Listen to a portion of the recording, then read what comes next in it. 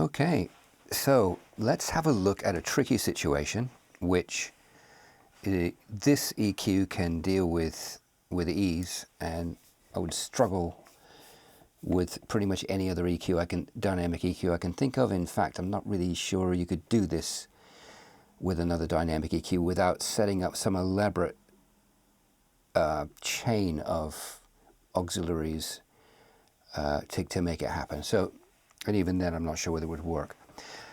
So here we have a situation where the hi-hat mic was placed so that it's not picking up the hi-hat loud enough.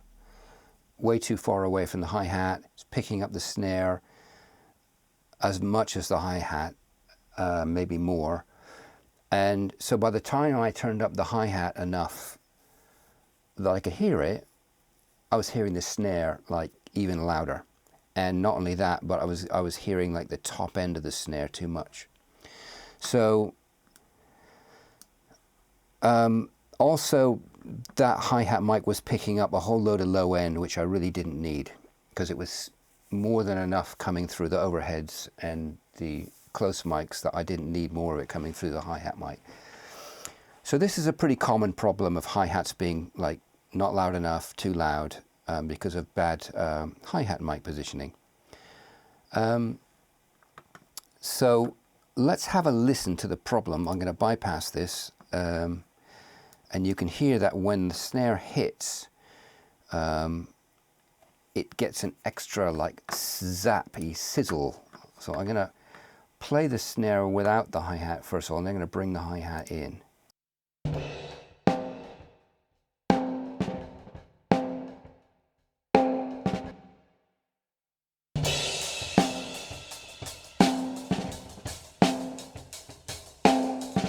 You hear how every time the snare hits, you get this kind of sound, a lot of top end that really doesn't help the snare. And this snare also, a lot of it's coming through the overheads too, which give it loads of top end. So the last thing it needs, which you're not hearing at the moment, I've got that muted, but the last thing it needs is a whole load of extra top end, and especially that kind of extended kind of sizzle sound that it's giving it. So I had to find a way to pull down that hi-hat whenever the snare hit. So the problem is further complicated, which again is so often the case with the mic from the snare picking up things like cymbals and the hi-hat, so that if I just simply put a side chain to the snare, what I found was it was getting triggered all the time by other things. So the hi-hat was coming in and out when it shouldn't be. And all I wanted to do was to dip it down when the snare hit. Now this is what's great about the KIrchhoff EQ, is that you can separate where not just the side chain signal, but where in that side chain it's listening to. So as you can see here, I've set this on free, which allows me to move. This is the detecting part, and it's set to an external sidechain, which is the snare, and it's listening to an area down here, which is down in the lower part of the snare, 265 hertz. It's going to pick up that low end of the snare. It's not going to pick up the hi-hat, the cymbals, and other things that was leaking through the snare mic. So it's only going to react when the snare hits instead of when everything else is going on, which is what would normally happen if you just side-chained the snare. And what I've got it to do here is to dip right where the hi-hat is primarily, or where that, not where the hi-hat is, but where that sizzly bit that was being added to the snare is. Okay, and you can hear the difference when I bring it in and out. So I'll start with it out.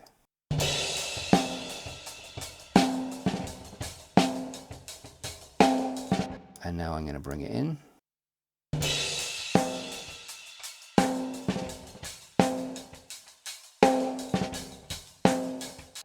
So massive improvement. You can hear the hi-hat just as clearly, but you don't get that zappy sizzle on the snare.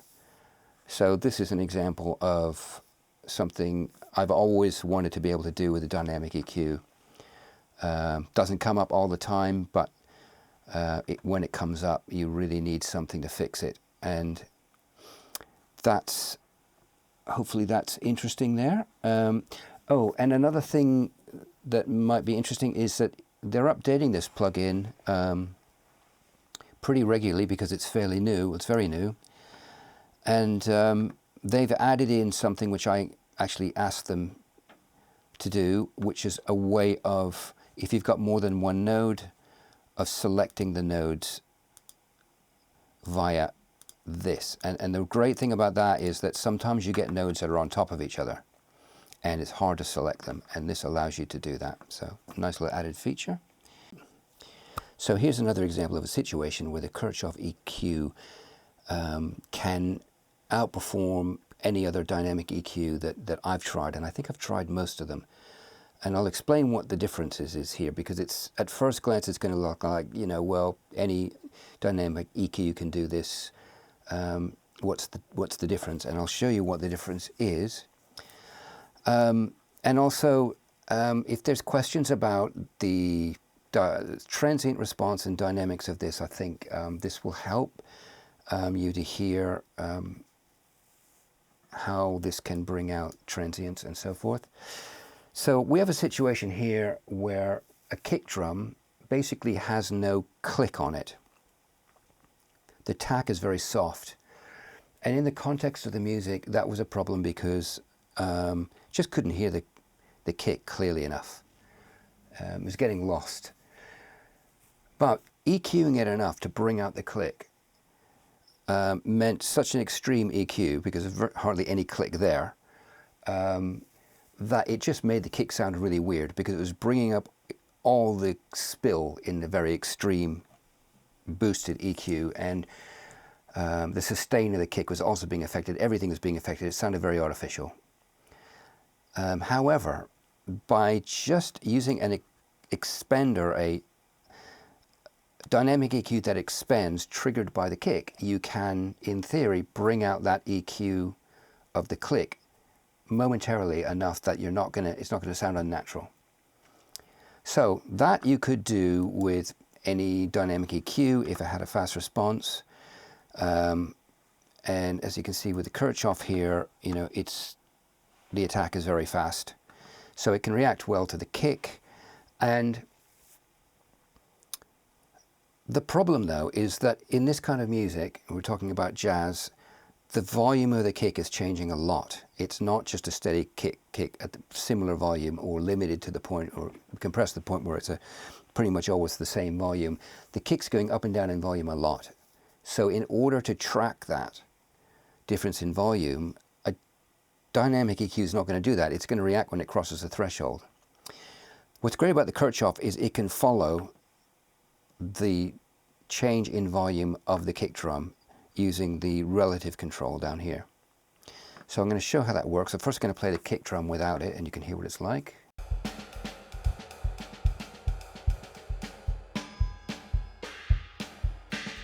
So you can hear a really soft attack. This is still reacting, but it's not, you know, hearing it's bypassed. You can hear the very soft attack. Now I'm going to bring this in.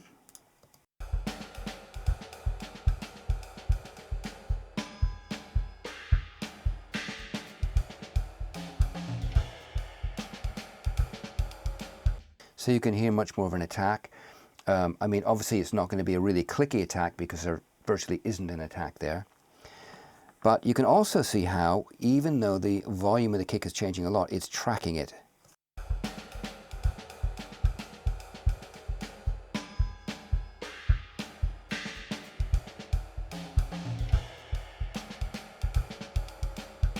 So if I turn the relative off, it will be like a normal dynamic EQ.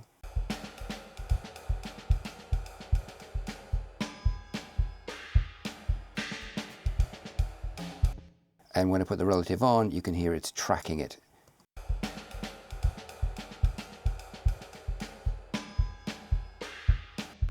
Now, just if I copy this, I'm just going to take the relative off and turn the threshold down so that it starts to catch it, and you can see what it's like if it's a normal dynamic EQ.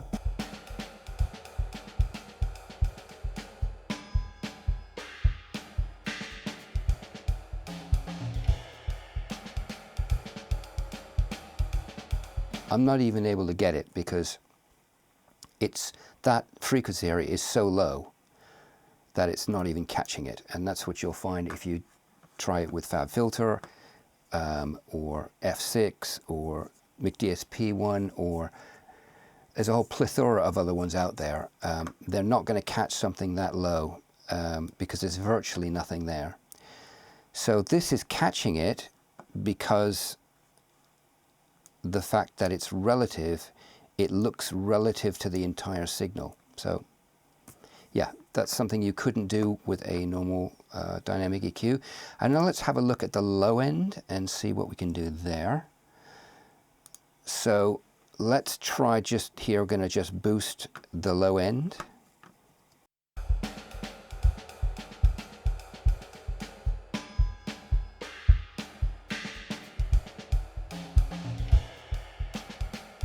So actually what I'm going to do is I'm going to turn off this one just so I can bypass it and you can hear the difference of what it's like just with this boost on the low end, which again is similar to the attack. I'll just go over this again. What I did here is that it's tracking the whole signal. It's when it goes below the threshold, it boosts it. And that's how I've got that set. And similarly here, actually let's turn it off. Similarly here, I'm boosting it when it goes above the threshold. So let's have a listen to this. I'll take it in and out, start with it out.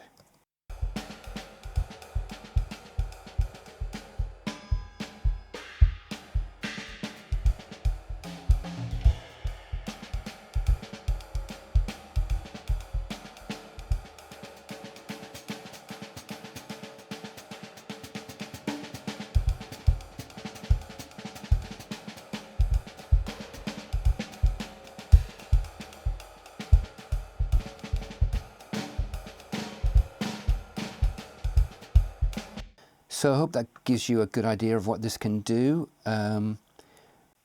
Okay, so here we are with another example of, again, something, and there are many things that you can do with this EQ that you couldn't do with another dynamic EQ.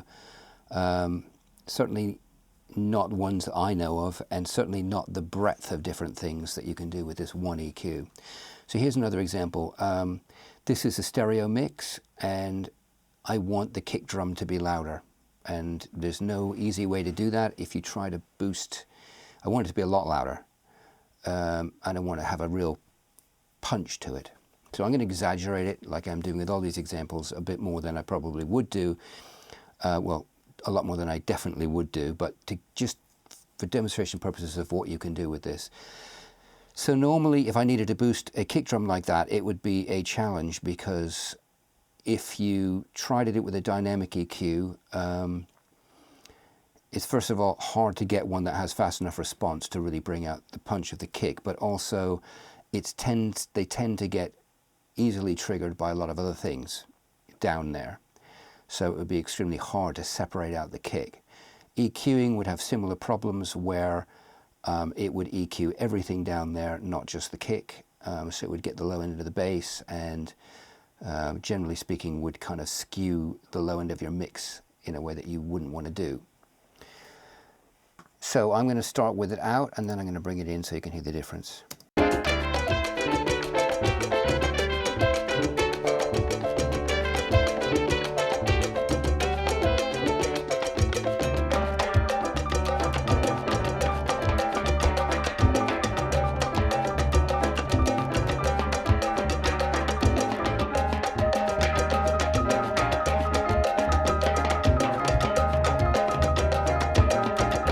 So you can hear obviously a massive difference, and it's very restricted to just the kind of punch of the kick. I don't want to kind of EQ the kick as such. So the way I've done that is, so it's basically not affecting anything else apart from just the attack, the punchy part of the kick. So the way I've done that is I've turned on the detecting free here, which allows me to choose where I'm detecting from, and I've put it a little bit below where that actual kick boost frequency is. And the reason is because without that, it starts to pick up a bit on the low notes of the bass, and it starts to boost when the bass low notes hit. But pulling it a little bit further down and tightening the Q quite a bit, which I've done as well here. You can tighten the Q on the detecting frequency, meant that it's only being triggered by the kick, not by the bass. And then I've set up very fast attack, zero attack, and a release that was right to get the punch I was after. Of course, you could adjust that, make it tighter or wider, whatever was going to be right. And here I pulled the relative down. I just messed with this until it was about right. Pick up the kick. All the way down, it wasn't picking it up as well. All the way up, it was picking up too many other things. And so just at that point, it was just grabbing the kick nicely. And the slope and so forth, I've just set to give the kind of punch. But you could change it quite a bit. You've got a lot to play with here in terms of Q and slope. So again, another example of what you can do. Maybe I'll just play a little bit with these two so you can hear what that's like.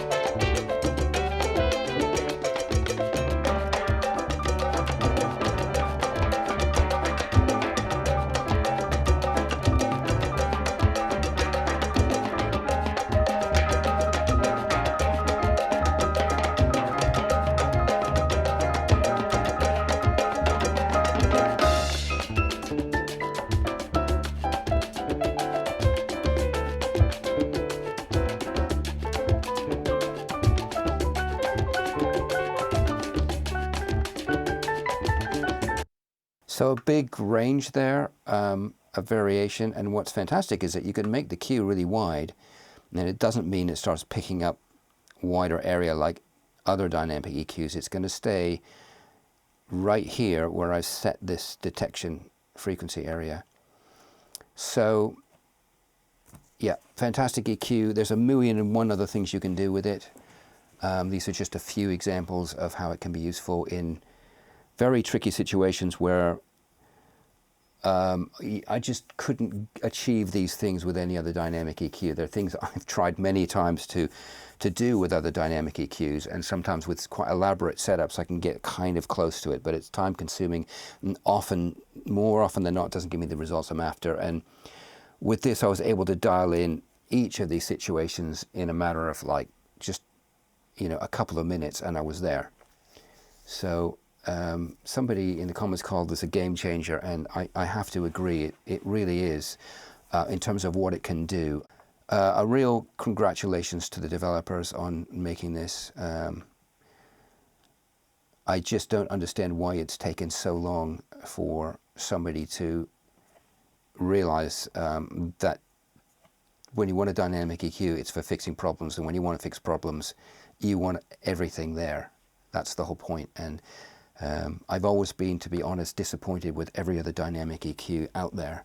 There's always been something wrong with it. There's always been something it's missing. It's got a lot of great things, and then it's just missing the slope, So many of them miss the slope. They don't give you this, and this is just so useful. Sometimes you just cannot get it to work what you need to do without the right slope. Almost always I adjust the slope when I'm trying to do something and make it transparent. Or, they don't give you range, or they don't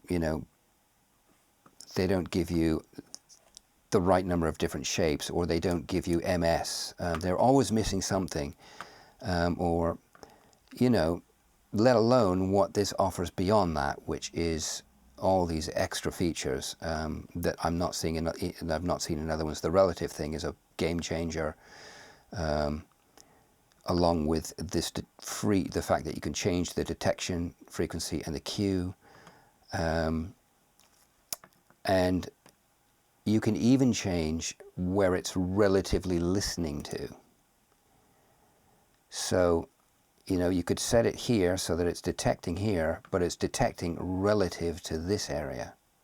You can change the Q here as well. So the flexibility here is just, it's head and shoulders above anything else that I've ever seen. And it's got the full range of, pulling down or boosting below the threshold, pulling down or boosting above the threshold.